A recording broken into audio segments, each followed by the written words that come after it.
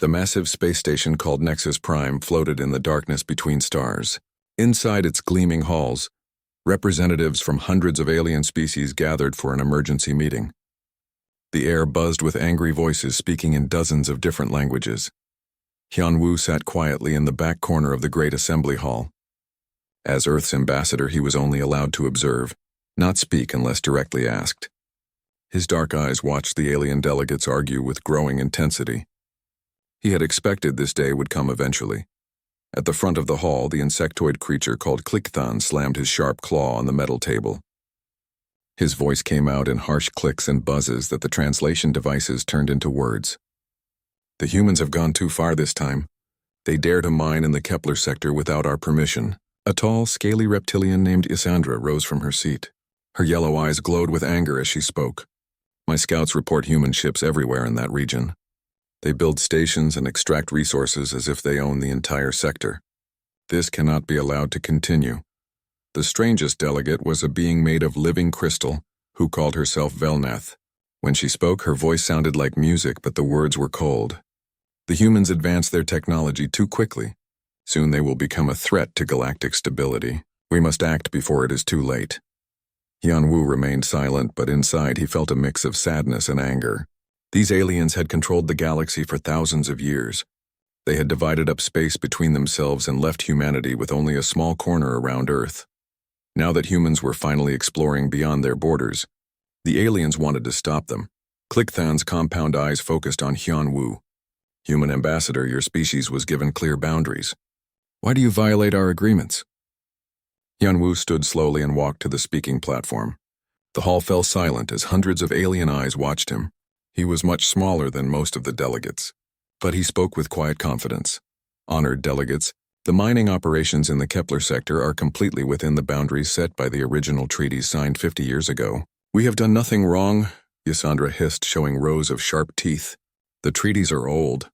The situation has changed. Humans breed too quickly and spread too fast. You fear us because we adapt and learn, Hyun-woo replied calmly. But we have always followed the rules you set for us. Velnath's crystal body rang like a bell as she spoke. Rules change when circumstances change. Humanity must be contained before your aggression destroys the peace we have maintained. Hyun-woo wanted to laugh at the word peace. These three major alien powers had fought each other for centuries before humans even discovered spaceflight. They only called it peace because they had agreed to divide the galaxy between themselves. The vote was swift and brutal. 847 alien delegates voted in favor of the ultimatum. Only 3 voted against it. Hyun-woo was not allowed to vote at all. Clickthon read the ultimatum in his buzzing voice. The human species has 30 standard days to withdraw all operations from the Kepler sector and submit to technological limitation protocols. If humans refuse, the combined fleets of the Vextari Swarm, the Sauridian Empire, and the Resonant Collective will take military action. The hall erupted in cheers and alien sounds of approval. Hyun-woo listened to the noise with a blank expression. When it finally quieted down, he spoke one last time. I will deliver your message to my government, but I want you to remember this moment. You could have chosen cooperation. You could have chosen trade and friendship. Instead, you have chosen fear and threats. As Hyun-woo left the hall, he activated a small communication device hidden in his jacket. The message he sent was short and coded, but its meaning was clear. He sent it directly to Admiral Soo-jin at Luna Command near Earth's moon. They have made their choice. Initiate Protocol 7. The message traveled faster than light across the galaxy, reaching Earth in minutes. In the underground command center on Luna, Admiral Soo-jin read the message and immediately called an emergency meeting. Within hours, Earth's most important leaders gathered in the secure conference room. President Do-hyun sat at the head of the table, his face grave but determined. To his right sat General Woo-jin of the Space Marines, a tough woman with scars from the colonial wars. Admiral Soo-jin represented the Space Navy, her uniform covered with medals from dozens of battles. So it has finally happened, President Do-hyun said quietly. The aliens have decided we are too dangerous to ignore. General Woo-jin leaned forward. Our intelligence reports show massive fleet movements in 3 sectors. They are not bluffing about military action. Admiral Soo-jin pulled up a holographic display showing the positions of alien fleets. Thousands of enemy ships were moving toward human space. The Vextari swarm alone has 50,000 bioships. The Ceridian dreadnoughts can crack planets. The resonant fleets fight with perfect coordination. President Do-hyun was silent for a long moment. Finally, he looked up at his military commanders. How long have we been preparing for this day? 40 years, sir, Admiral Soo-jin replied. Ever since we first met the aliens and realized they would never accept us as equals. And our preparations? General Woo-jin smiled grimly. Complete. The aliens think they know everything about human capabilities. They are very wrong. In the deepest levels of the Luna base, machines that had been waiting in silence for decades suddenly came to life. Across the solar system, hidden installations received activation codes. On asteroids that looked dead and empty, weapon systems began charging. Ships that appeared to be simple cargo vessels revealed their true nature as they powered up military-grade engines and shields. Admiral Soo-jin looked at the tactical display one more time. They want to limit our technology and keep us trapped in our corner of the galaxy. They think we are weak because we have been patient. President Do-hyun stood up from his chair. Send a message to all fleet commanders. Tell them the time for patience has ended. When the aliens arrive, they will learn why our ancestors conquered every predator on Earth. The meeting ended, and the humans began their final preparations. In the darkness of space, massive alien armadas continued their approach to human territory. Their commanders were confident of easy victory against the primitive humans who had only been in space for a few decades. They had no idea they were flying into the most carefully planned trap in galactic history. Soon the galaxy would learn that humanity had not been hiding in their corner of space because they were weak. They had been waiting for the right moment to show their true strength. The space around the Kepler sector filled with alien warships like a deadly storm. 6 separate armadas had gathered from across the galaxy, each one representing the peak of their civilization's military power. The sight would have terrified any normal species into immediate surrender. The Vextari swarm came first, 50,000 bioships that looked more like giant insects than spacecraft. These living vessels could heal themselves when damaged and adapt to new weapons during battle. Their hulls pulsed with organic life and tentacles writhed along their sides like arms reaching for prey. Behind them came the Ceridian Imperial Navy, led by massive dreadnoughts that could destroy entire planets. Each ship was covered in thick armor plating and bristled with energy weapons. The Ceridians themselves were proud reptilian warriors who had never lost a major battle in over 2,000 years. The strangest fleet belonged to the Resonant Collective.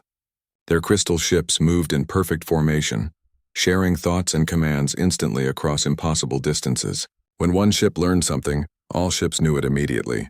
They fought as a single mind controlling thousands of bodies. Fleet Commander Ysandra stood on the bridge of her flagship, looking at the tactical display with satisfaction. The combined alien force numbered over 100,000 warships. Against them, the humans had positioned maybe 200 small vessels around their mining stations. Pathetic, she hissed to her officers. The humans cannot possibly believe such a tiny force can stand against us. Captain Minho of the human vessel, Defiant, received the alien surrender demand on all communication channels. The message was simple: submit immediately or be destroyed. Minho looked at his crew, all young men and women who had volunteered for this mission knowing they might not survive. Send our reply on all frequencies, Minho ordered. His communications officer nodded and opened the channel. Minho's voice was calm and steady as he spoke words that would be remembered throughout galactic history. Alien fleets, you were warned to stay away from our region. You have chosen to ignore that warning. You chose poorly. The human ships immediately began what appeared to be a desperate retreat toward Earth. They abandoned their mining stations without a fight and fled deeper into the solar system. The alien commanders watched with amazement and contempt. They run like frightened children, laughed Clickthun aboard his bioship. The humans are even more cowardly than we expected. Ysandra gave the order to pursue. Do not let them escape. We will hunt them all the way to their home world and end this human problem forever. The massive alien armadas gave chase, hungry for an easy victory. Their long-range scanners showed the fleeing human ships heading straight for Earth, apparently in full panic. Along the way, the aliens passed several asteroid fields and what looked like old dead space stations floating in the darkness. The alien sensors detected nothing threatening about these objects. They appeared to be simple debris, the kind of junk that accumulated around any star system after centuries of space travel. Some asteroids showed traces of old mining operations. The space stations looked abandoned and powerless. None of the alien commanders thought to investigate more carefully. They were focused entirely on catching the fleeing human ships. The pursuit continued for hours as both forces moved deeper into the solar system. On Earth, Admiral Su Jin watched the tactical display in the Luna Command Center with cold satisfaction.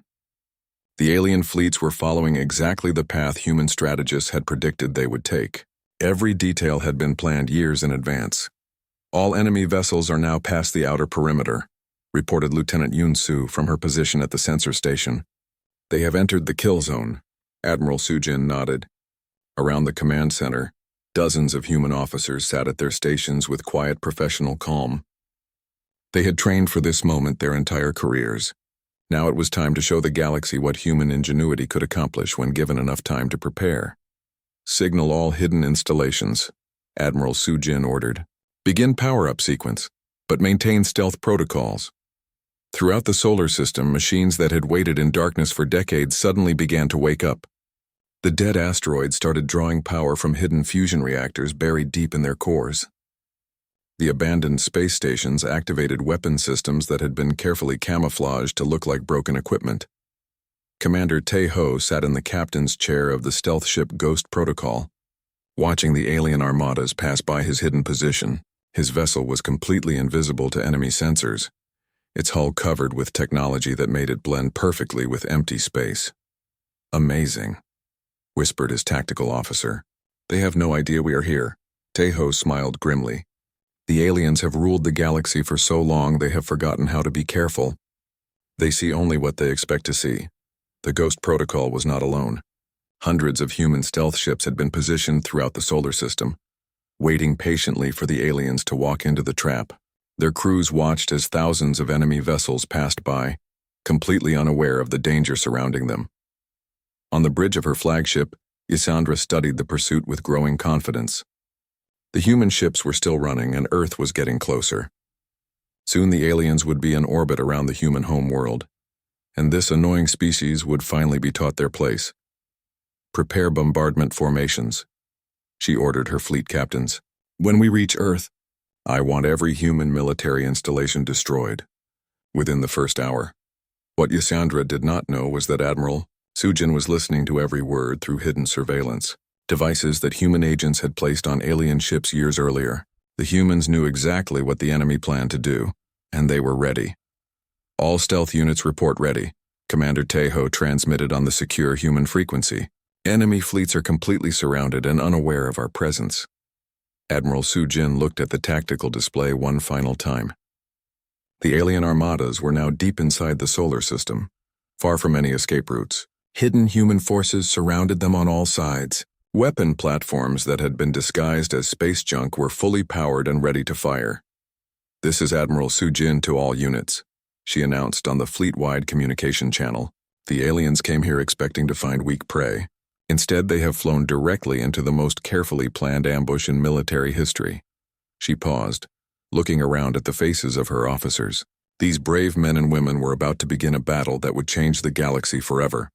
All ships, all stations, prepare to execute Omega Protocol.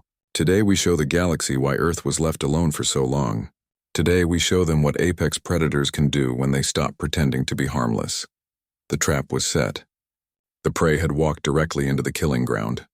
Now it was time for humanity to reveal its true nature. Admiral Su Jin's voice cut through the silence of space like a blade. All stations, all fleets execute Omega Protocol. Show them why we were left alone. The battle began in an instant that changed galactic history forever. What the aliens had thought was empty space suddenly exploded with weapons fire from every direction. Hundreds of human ships decloaked in perfect formation, appearing like ghosts materializing from the darkness. The asteroids that had looked dead and harmless revealed their true nature as massive weapon platforms. Railguns the size of skyscrapers emerged from hidden compartments, their barrels glowing with deadly energy.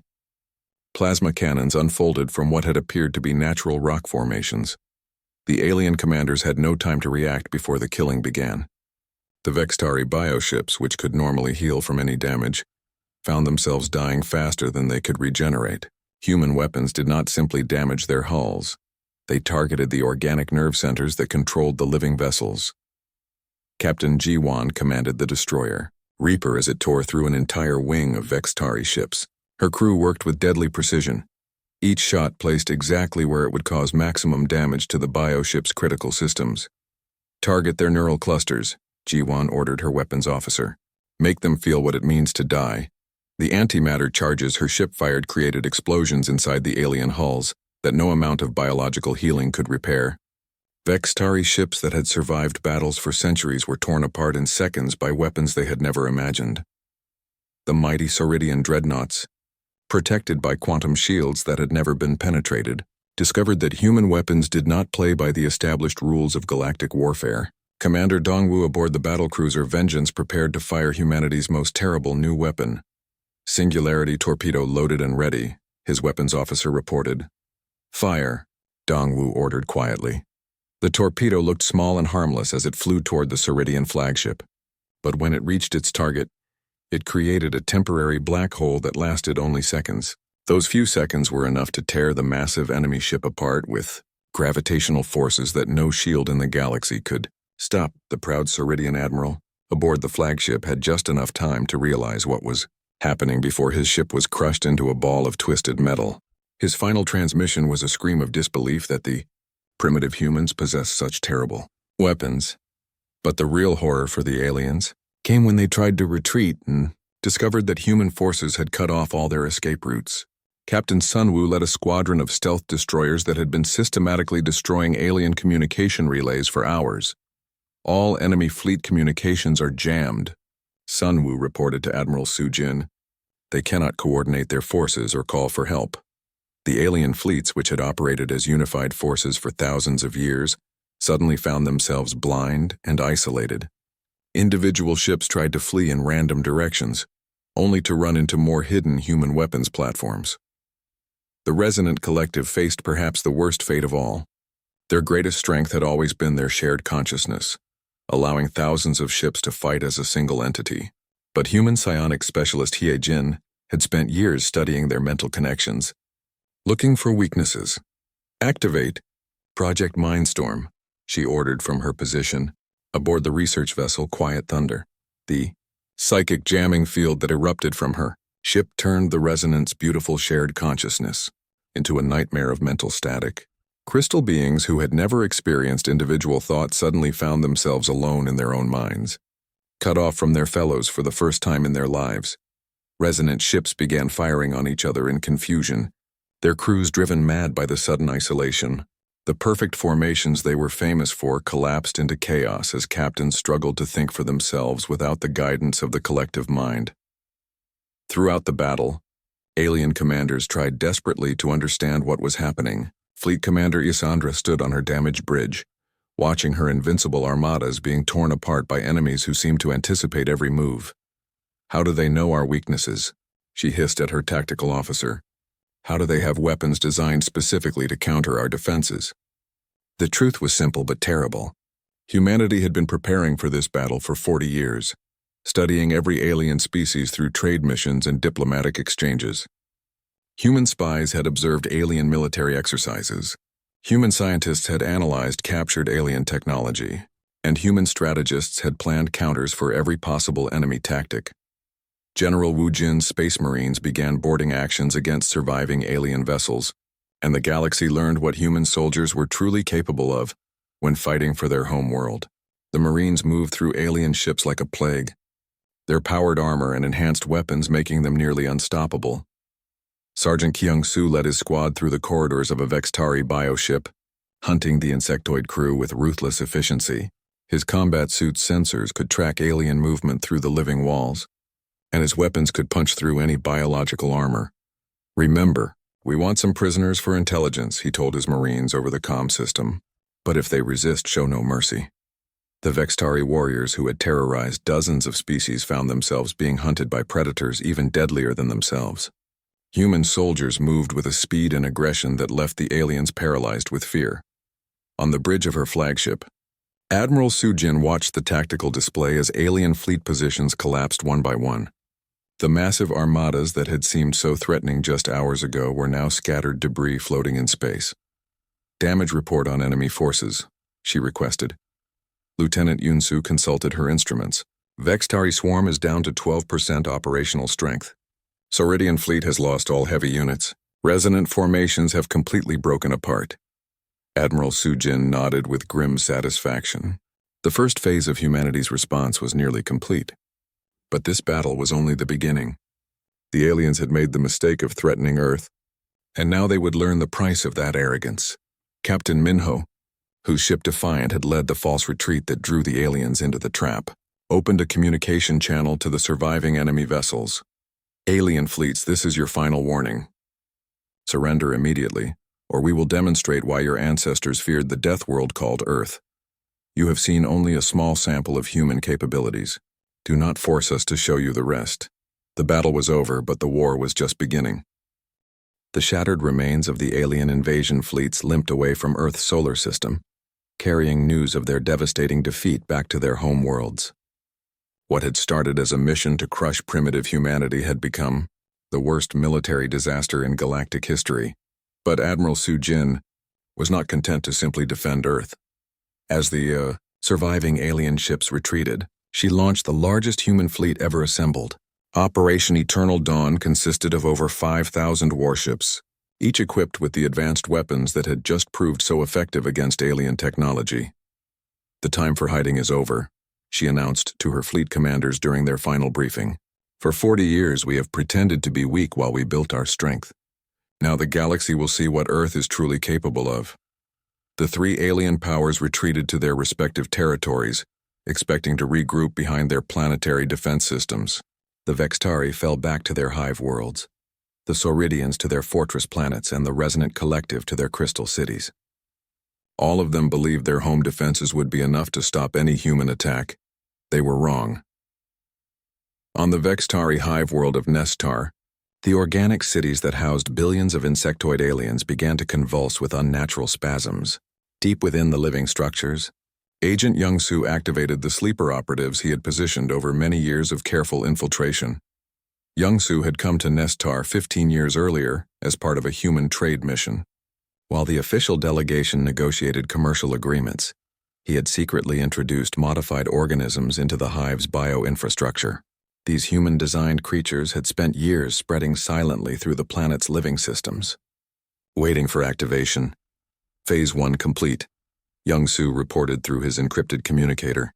The hive's defense systems are turning against itself. Across Nestar, the bioships that normally protected the planet began attacking their own cities. The living weapons platforms turned their organic cannons on the structures they were meant to defend. Vexitari civilians fled in terror as their own world tried to kill them. In Sauridian space, the proud reptilian empire faced a different kind of horror. Commodore Jamin led a strike force equipped with humanity's newest weapons, dimensional disruptors that could bypass any known shield technology. The fortress world of Saurox Prime had never fallen to enemy attack in over 3,000 years. Its massive defense platforms and orbital fortresses had turned back countless invasions. But human science had developed weapons that the Sauridians could not even understand, let alone defend against.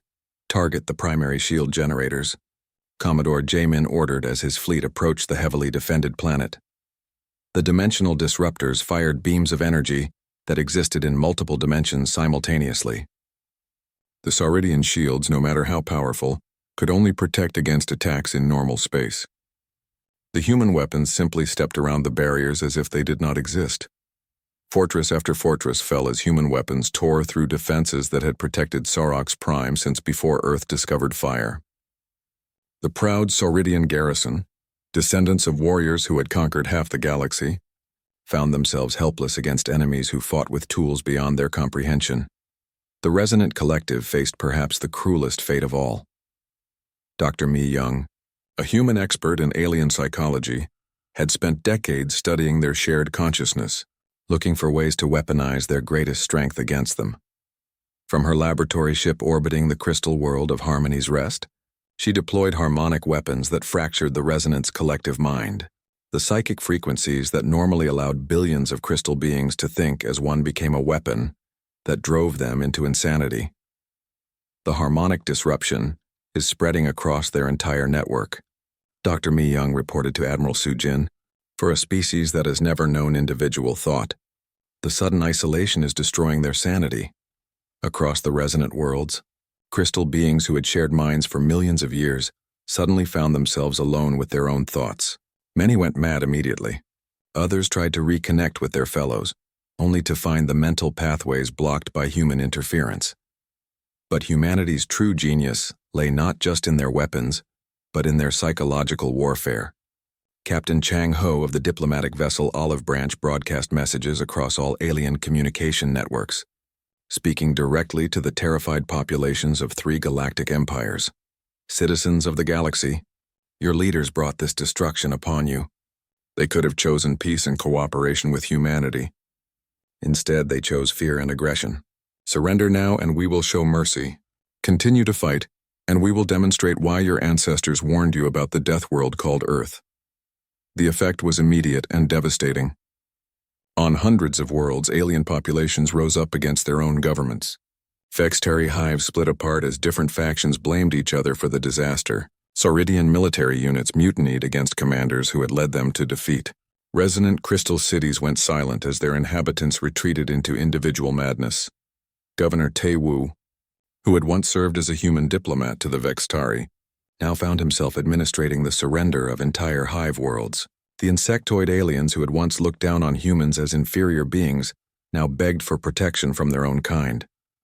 Please, buzzed the former hive queen of Sector 7, her compound eyes dim with defeat. We will serve humanity faithfully. Just make the pain stop. Similar scenes played out across the galaxy as the once mighty alien empires collapsed from within. Admiral Sujin had known that the key to victory was not just defeating alien fleets, but breaking their will to fight. Phase 3 is complete, she reported to President Do-hyun during their secure communication session. All 3 major alien powers have effectively ceased to exist as unified governments. President Do-hyun studied the reports from across the galaxy. Thousands of worlds had surrendered to human forces. Millions of alien refugees fled their home systems, seeking safety in human-controlled space. The galactic order that had existed for millennia was gone, replaced by something entirely new. What are your recommendations for the next phase? He asked his admiral. Admiral Sujin's expression was calm but determined. We establish a new order, Mr. President, one where humanity sets the rules instead of following them. As human fleets occupied former alien strongholds and human administrators took control of surrendered worlds, the galaxy began to understand the terrible truth. The species they had dismissed as primitive had not only defeated them militarily, they had been planning this transformation for decades. The ancient warnings about the death world, called Earth, had been ignored. Now the descendants of that world's apex predators were reshaping the galaxy in their own image. The age of alien dominance was over. The age of humanity had begun. 1 year after the great battle that changed everything, Ambassador Hyan-Woo walked through the halls of Nexus Prime once again. But the massive space station looked very different now. Where hundreds of alien species had once gathered to make decisions for the galaxy, fewer than 50 remained as active members of the Galactic Council. The Grand Assembly Hall that had once buzzed with the voices of countless alien delegates was now quiet and orderly. At the head of the chamber, where the 3 major alien powers had once sat in positions of honor, human representatives now occupied the central table. Hyan-Woo took his place not in the back corner where observers sat, but at the speaker's podium where only the most powerful delegates were allowed to address the council. The aliens who remained watched him with a mixture of respect and fear that would have been impossible to imagine just 2 years ago. President Do-hyun entered the chamber, flanked by Admiral Sujin and General Woo-jin. The alien delegates rose from their seats in respectful silence as the leader of humanity walked to the central platform. His presence filled the room with quiet authority that came from leading a species that had proven its dominance over the galaxy. Fellow delegates, President Do-hyun began, his voice carrying to every corner of the Great Hall. We gather today to discuss the progress of our new galactic civilization. The changes had been remarkable and swift. The Vextari swarm, their hive mind restored but forever humbled by their defeat, now served as humanity's partners in terraforming new worlds. Their bioships, once used for conquest, had been repurposed to spread life across barren planets. Former Hive Queen Zilkath, now calling herself Administrator Zilkath, managed the conversion of her people from warriors to builders. "The great hives of my people work day and night to create garden worlds for human colonists," she reported to the council. "We are honored to serve in this capacity." The Ceridian remnants had found new purpose as humanity's enforcers throughout the galaxy. Their warrior culture, once focused on conquest and domination, had discovered honor in serving as protectors of human interests. General Kostar, the former commander of Ceridian forces, now wore the insignia of the Terran Defense Auxiliary. "My warriors patrol the trade routes and keep the peace on frontier worlds, one," he reported with pride. "We have found greater honor in protecting civilization than we ever did in destroying it." The Resonant Collective had perhaps changed the most of all. Their experience of forced individuality had fundamentally altered their species. No longer a hive mind, they now existed as billions of separate individuals who chose to work together, rather than being compelled to do so by their nature. Crystal singer Mel Wynn, speaking for what was now called the Resonant Alliance, addressed the council with a voice that rang like beautiful music. "We have learned the value of individual choice and personal freedom. These concepts, which humans taught us, have made us stronger than we ever were as a collective mind." President Do-hyun listened to each report with the calm attention of a leader who understood the magnitude of the changes taking place. When the reports were finished, he stood to address the council directly. "1 year ago, you voted to threaten humanity with military action. You believed we were weak, because we followed the rules you set for us. You mistook our patience for fear, our diplomacy for submission." The alien delegates listened in complete silence. Many of them had been present during that fateful vote, and they remembered their arrogance with shame. "We never wanted conquest," President Do-hyun continued. "We wanted respect. You could have traded with us as equals, learned from our innovations, grown alongside us as partners in exploration and discovery. Instead, you chose to see us as a threat to be eliminated." Admiral Su-jin stepped forward to address the council. Her presence commanded attention from every being in the hall. She had become something of a legend. Throughout the galaxy, the human military leader, who had orchestrated the most brilliant victory in recorded history. "The military campaign you forced upon us revealed certain facts that the galaxy needed to understand," she said. "The forces we deployed against your invasion fleets represented only 30% of humanity's actual military capabilities." A murmur of shock and fear rippled through the alien delegates. They had seen human weapons tear through their most powerful defenses as if they were made of paper. The thought that this devastating display was only a fraction of human strength filled them with awe and terror. "The remaining 70% of our military remains hidden," Admiral Su-jin continued calmly. "It waits in secret bases and cloaked installations throughout human space, ready to respond to any future threats. We hope never to use these weapons, but they exist as a reminder to any species that might mistake human mercy for weakness." The galactic map displayed on the chamber's main screen showed the extent of the changes. Human space now encompassed nearly a quarter of the galaxy's inhabited systems. The blue and white colors of the Terran Federation could be seen on thousands of worlds that had once belonged to alien empires. But this was not simple conquest. On most of these worlds, humans worked alongside alien populations in partnerships that benefited everyone. Former slave species found themselves free for the first time in centuries. Oppressed minorities discovered protection under human law. Trade and communication flowed along routes protected by human battle groups. Governor Minsu, who administered the former Ceridian core worlds, provided a status report that illustrated the transformation.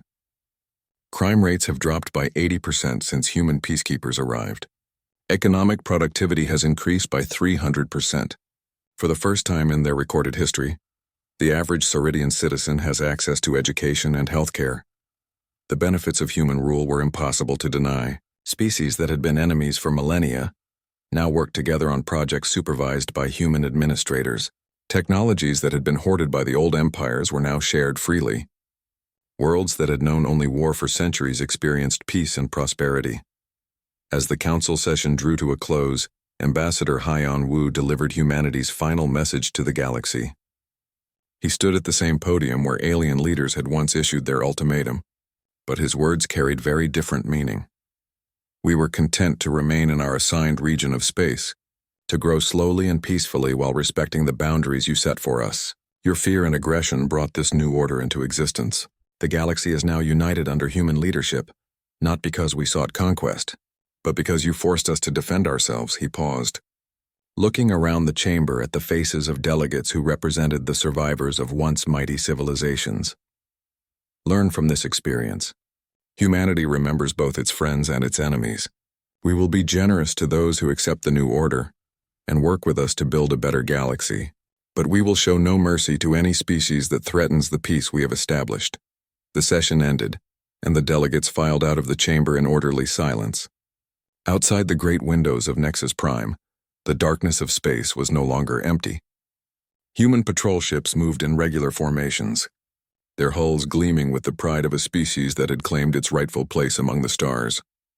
On Earth, now recognized as the capital world of galactic civilization, children who had been born after the Great Victory played in parks where alien refugees worked alongside human families. The blue planet that had once been isolated at the edge of known space had become the beating heart of a new golden age. In the depths of space, human exploration fleets pushed toward the galaxy's unexplored rim. They carried with them the knowledge that they were no longer the newcomers to be feared or dismissed. They were the inheritors of the galaxy, and their greatest adventures still lay ahead. The age of human dominance had only just begun.